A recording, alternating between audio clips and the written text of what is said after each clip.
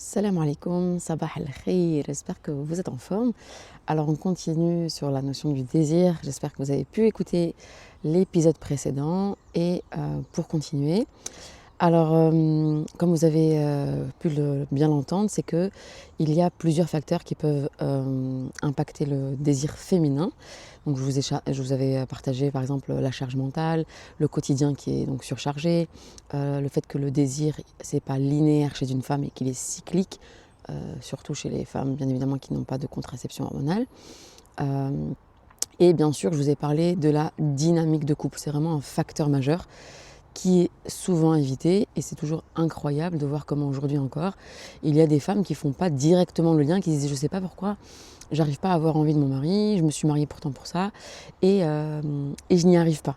Et en fait la dynamique de couple, elle est évitée, mais pourtant elle est vraiment fondamentale par rapport à est-ce qu'il va y avoir du désir ou non chez une femme. Okay. Pourquoi? Parce que le désir féminin, il est vraiment directement lié à la qualité du lien, la posture de chacun et la perception de l'autre. C'est-à-dire, est-ce que vous vous sentez en sécurité dans votre relation? Est-ce que vous vous amusez dans ce mariage? Est-ce que vous êtes en confiance? Est-ce que vous grandissez?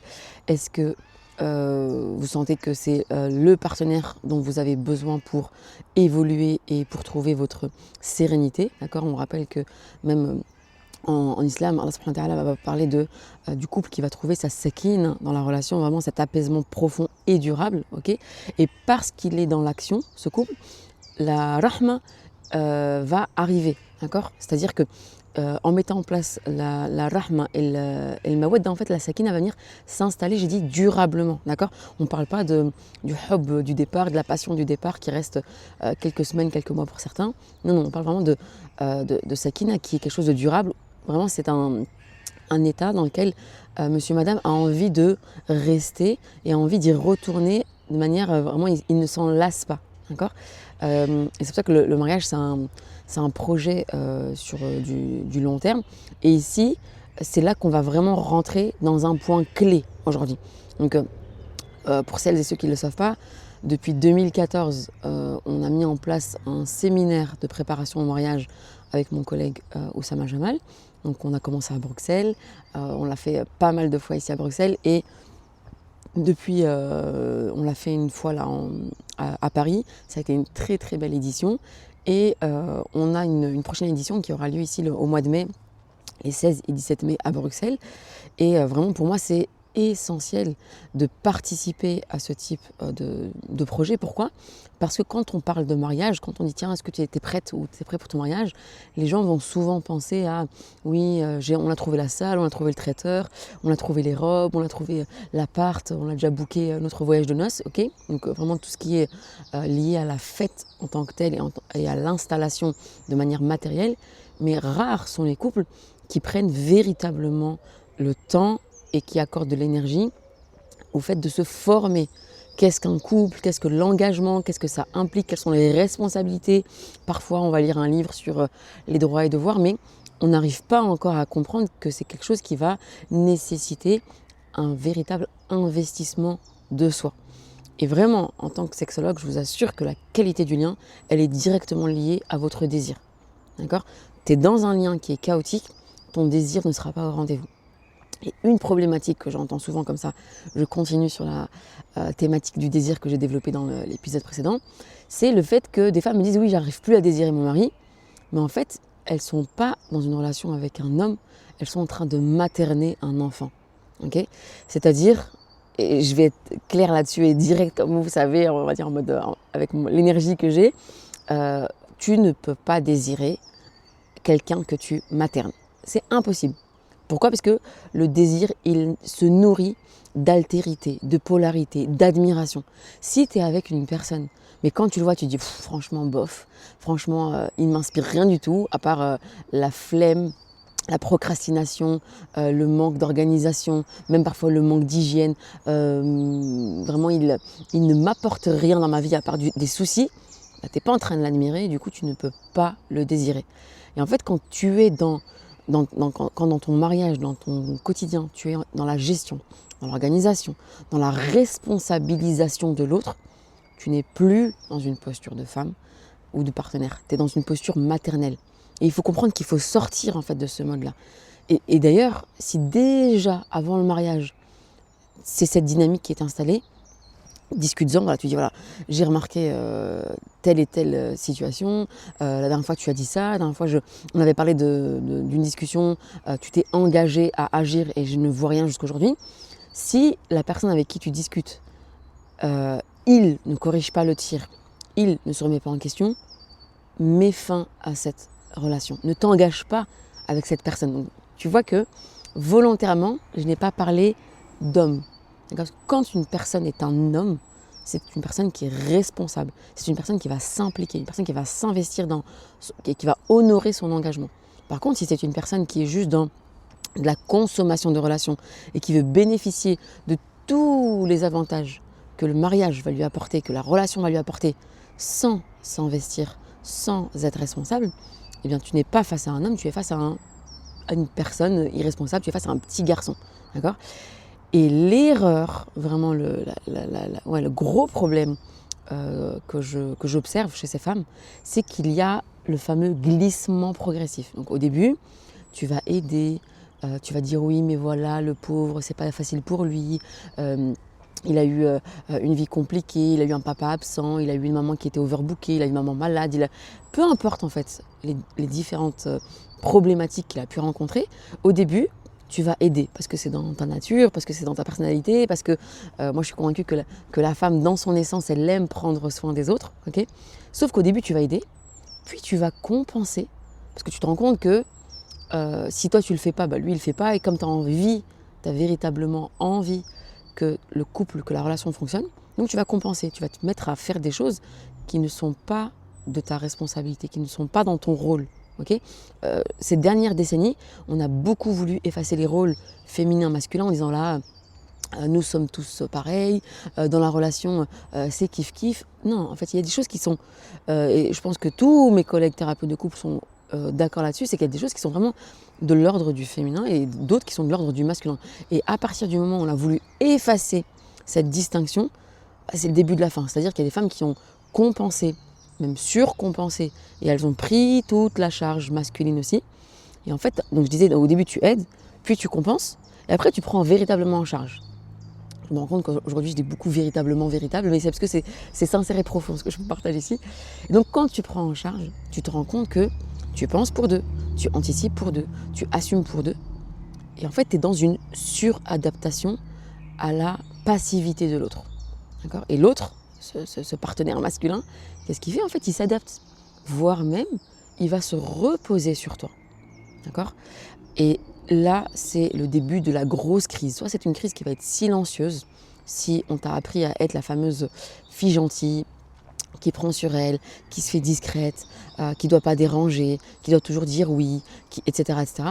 Et donc lui, il va se reposer. Donc c'est pour ça qu'on va vraiment distinguer l'homme responsable qui honore son engagement et le petit garçon qui attend d'être materné. D'accord ? Et l'homme responsable, bien sûr qu'il peut rencontrer des situations où il a des difficultés, où il va avoir besoin qu'on le soutienne, il va avoir besoin qu'on le motive, qu'on discute avec lui, qu'on le tire vers le haut. Mais ça va être des moments, d'accord ? Ça va pas être du quotidien, ça va pas être sur la durée, d'accord ? Par contre, le petit garçon, il va même parfois chercher à être materné, il va chercher à se reposer sur toi. Et là, il y a un impact direct sur le désir. Ton cerveau il est en train d'enregistrer, en fait, cette personne, elle dépend de moi.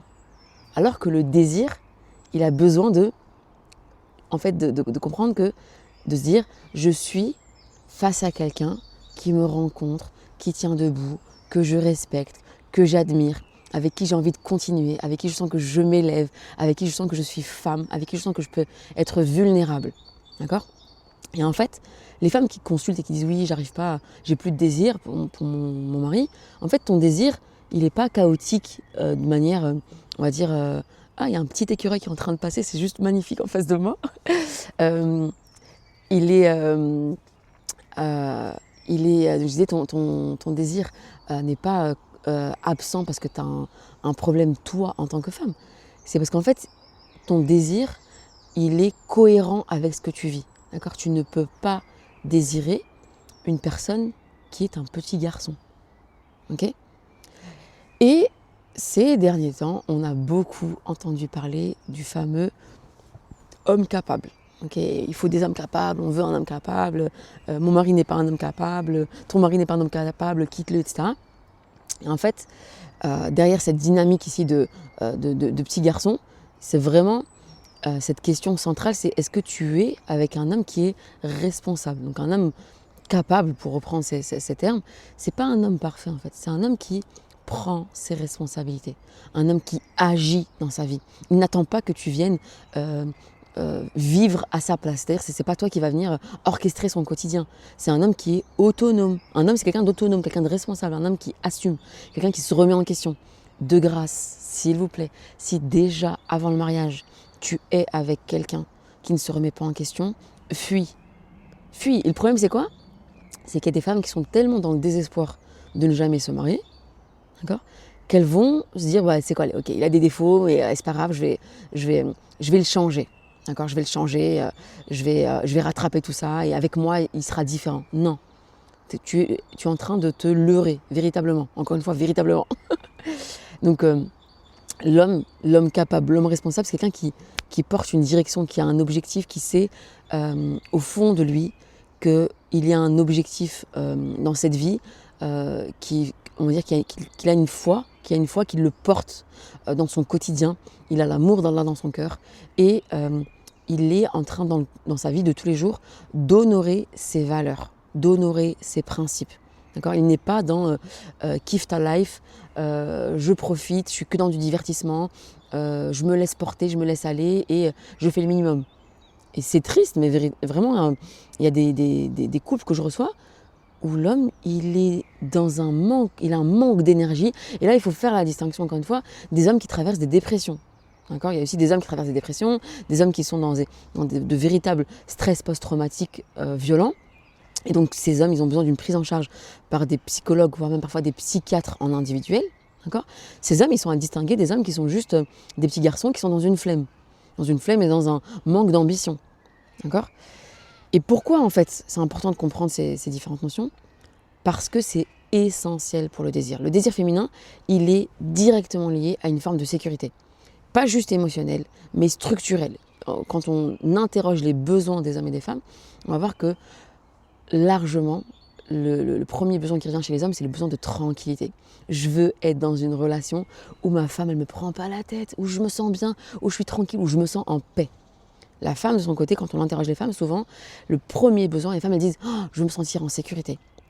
Je ne parle pas que de sécurité financière ou de sécurité physique, parce qu'aujourd'hui, on a énormément de femmes qui ont déjà leur propre appart, gagnent très bien leur vie, sont en sécurité financière, sont en sécurité physique, dans les grandes lignes, mais elles ont besoin d'être en sécurité émotionnelle et structurelle. Okay, et quand une femme, elle ressent qu'elle doit pousser, qu'elle doit porter, qu'elle doit motiver, là, son cerveau, il bascule en mode gestion. C'est-à-dire qu'elle n'est plus dans une légèreté, dans une sensualité qui lui permet vraiment d'être vulnérable, loin de là. Elle est vraiment en mode j'ai quelqu'un d'autre à gérer que moi-même. Et là, son état, il passe à vraiment la femme qui avait besoin d'être juste femme, à une femme qui a un désir qui s'éteint radicalement. Okay, et donc, ici, c'est je ne peux pas me déposer dans quelqu'un qui ne tient pas debout. Je ne peux pas être vulnérable avec un homme qui n'honore même pas ses responsabilités et qui n'a même pas assez d'ambition pour prendre soin rien que de lui-même. Et le fait qu'il se néglige, on va dire, là je parle vraiment en termes de valeurs et de principes, parce qu'il y a des personnes, pour ne pas dire des hommes, ici vous avez compris depuis le début de l'épisode, donc il y a des personnes qui vont pas du tout se négliger au niveau physique, qui vont vraiment prendre soin d'eux, voilà qu'ils vont chez le coiffeur tous les 4-5 jours, qui vont se tailler la barbe tous les 4-5 jours, qui vont vraiment soigner leur apparence physique, mais en termes de principes et de valeurs, ça vole pas très haut, quoi. Okay, et donc une femme, elle peut pas se lâcher, être vulnérable, on va dire, laisser sa sensibilité s'exprimer quand elles sont avec un partenaire qui n'honore pas sa responsabilité, son engagement. Okay, un autre problème que je constate, Et ici, c'est vraiment très, très, très, on va dire, c'est de plus en plus courant ces dernières années, c'est le fait d'avoir des femmes qui ont travaillé sur elles-mêmes, qui ont fait des formations, qui ont fait de la thérapie, qui se remettent en question, qui travaillent sur leurs valeurs, etc. Et vraiment qui ont fait un énorme travail sur elles et qui sont avec des hommes qui stagnent. Des hommes qui se contentent du minimum. Pour eux, bah voilà, c'est fonctionnel, je vois pas de quoi tu parles, je vois pas pourquoi tu veux plus, je vois pas pourquoi tu veux que ça change, etc. Donc en fait, il y a un véritable décalage. Toi, tu es en train d'évoluer, tu te remets en question, tu travailles ta communication, tu travailles tes besoins, tu travailles, etc. Et lui, il est vite, il fuit, il subit. Et en fait, ici, il y a un écart qui se creuse.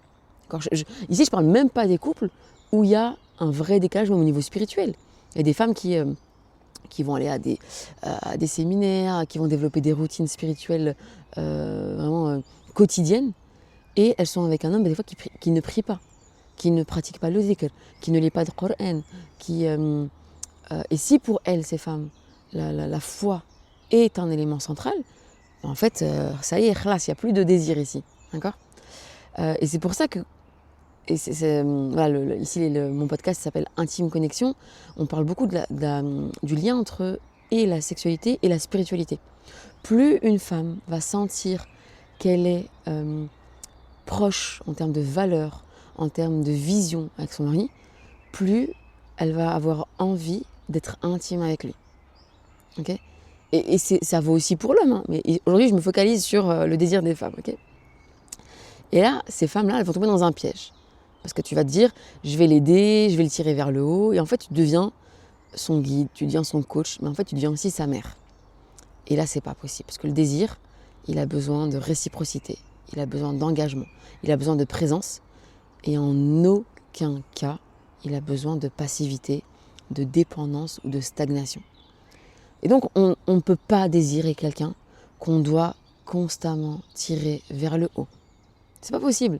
Ce n'est pas possible. En tout cas, vraiment dans les prises en charge que je fais, c'est un problème qui est récurrent et les conséquences sont les mêmes. D'accord ? Et en fait, le vrai travail, c'est pas de retrouver ta libido. D'accord ? C'est de remettre chacun à sa place. Et c'est pour ça que moi j'aime beaucoup notre séminaire de préparation au mariage. Donc c'est vraiment un séminaire pour les personnes qui vont se marier ou les personnes qui sont mariés depuis moins de 3 ans, on va dire, okay, pour démarrer sur de bonnes bases, pour retrouver chacun sa juste place, d'accord ? Et premier conseil que je peux donner à ces femmes qui se sentent concernées par tout ce que je viens de citer, c'est de sortir du rôle de sauveuse. Tu déposes ta cape, ok, superwoman, parce que là tu es super fatiguée plus qu'autre chose, tu déposes ta cape et tu arrêtes de compenser, tu arrêtes de t'excuser, tu arrêtes de rattraper les erreurs de monsieur. Okay, parce que tu es en train de t'épuiser en fait, tout simplement. Et quand tu es dans l'épuisement, le désir il peut pas arriver. Et quand tu es dans l'épuisement, tu es en train de toi d'être injuste envers toi-même déjà. Donc première chose, c'est de sortir de ton rôle de sauveuse. Deuxièmement, c'est de redonner à l'autre sa responsabilité. Tu le laisses faire face à ses manques, à ses erreurs, à ses limites. Et si lui, il n'en a même pas conscience, parce que lui, peut-être qu'il a un ego surdimensionné et qu'il pense qu'il est exceptionnel, qu'il est khatar et qu'il sort du lot, eh bien, vraiment, il faut que tu aies une discussion posée avec lui.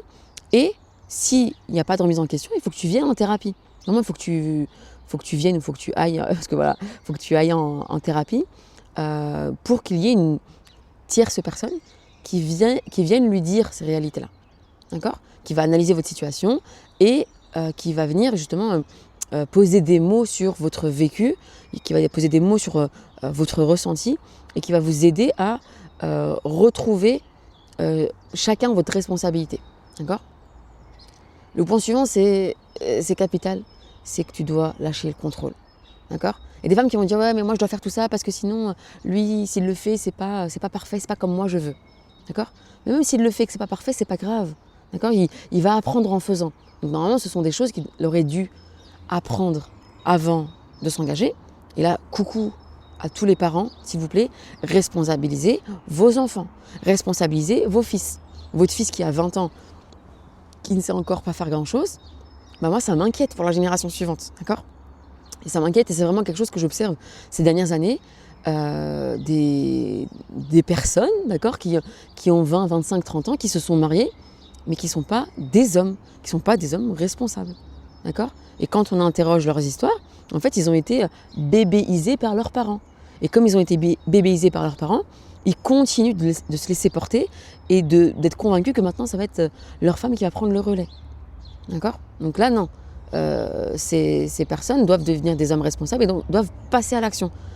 Et si vraiment vous ne savez pas, faites-vous accompagner et apprenez à prendre des initiatives, apprenez à faire même si c'est imparfait.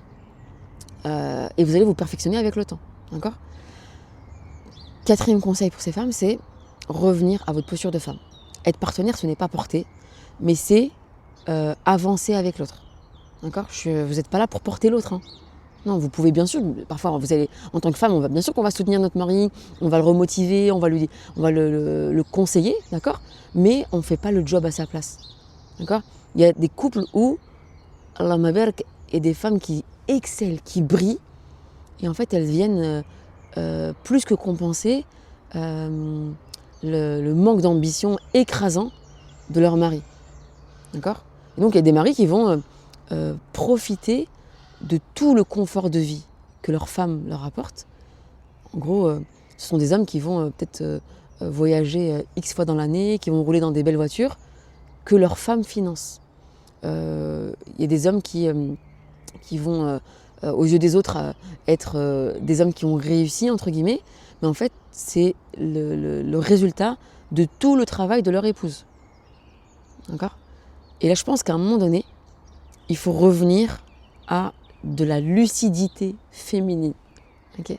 Vraiment, maintenant, tu vas te poser ces questions. Est-ce que je respecte encore cet homme ? À quel moment est-ce que je ne l'ai plus respecté ?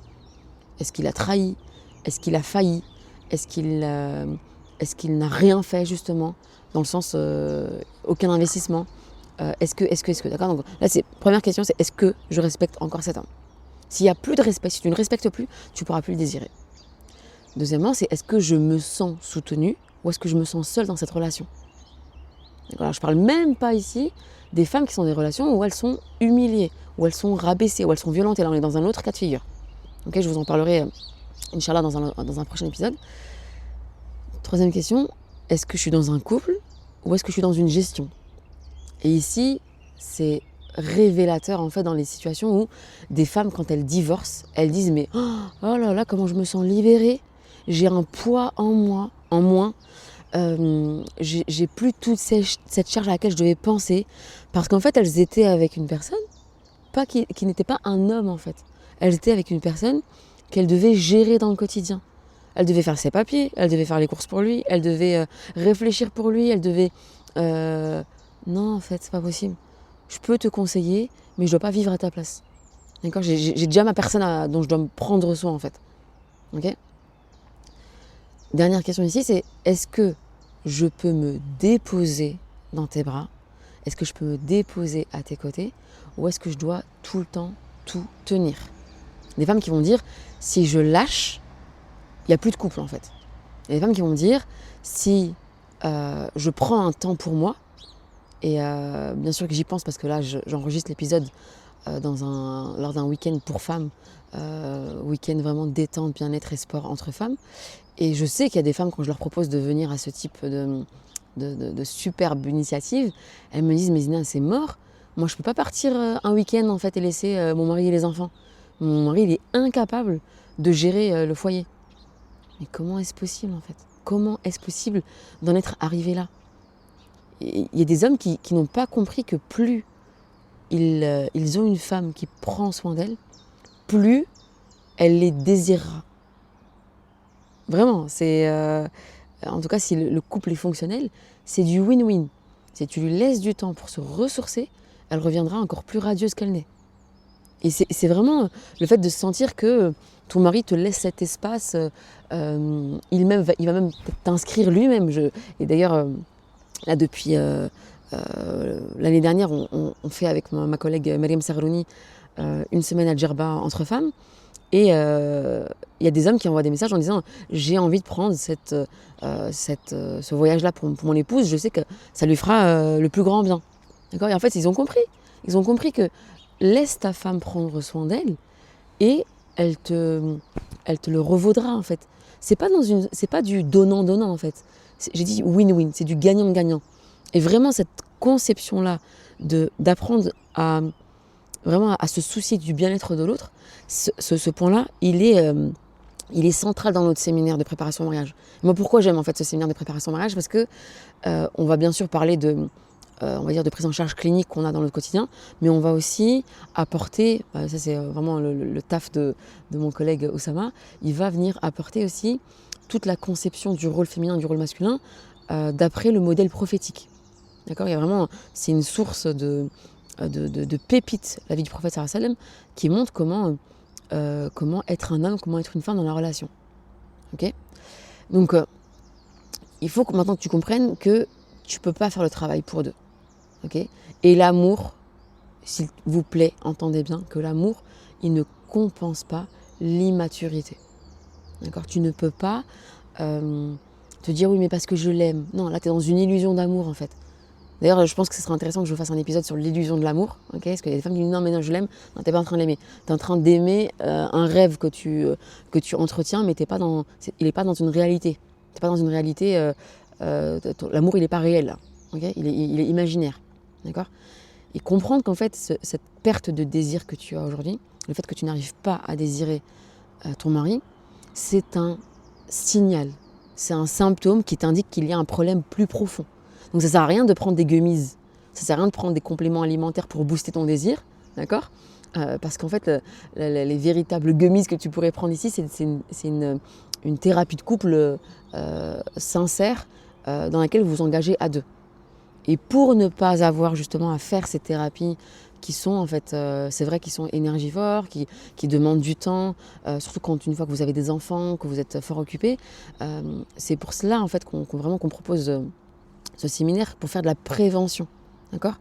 Venez vous former pour ne pas avoir à faire après de la réparation, d'accord ? Et on le voit en fait quand dès le départ on comprend on va dire ce qu'implique notre engagement, bah ok, soit ça m'emballe, je suis prêt ou prête, bismillah j'y vais, soit en fait non, j'ai beaucoup de taf à faire, bah je m'engage pas encore. Ça ne veut pas dire qu'on doit attendre d'être parfait pour se lancer dans le mariage, loin de là, mais rien qu'en ayant connaissance de cause. Le mariage c'est pas que du voyage et du resto, hein. Ou bien du Netflix et des pop-corn et des sorties, non c'est pas que ça en fait. Le mariage des fois ça implique il y aura de l'ennui, il y aura des remises en question, il y aura des crises à gérer. Et est-ce que vous êtes prêts pour ça, en fait ? D'accord ? En fait, le désir féminin, il n'est pas fragile. Il n'est pas fragile, vraiment. Il y a des femmes qui vont dire « Ouais, mais voilà, moi, j'ai l'impression que c'est pas fait pour moi, que l'intimité, ça m'intéresse pas. Moi, je pourrais vivre sans ça. » En fait, non.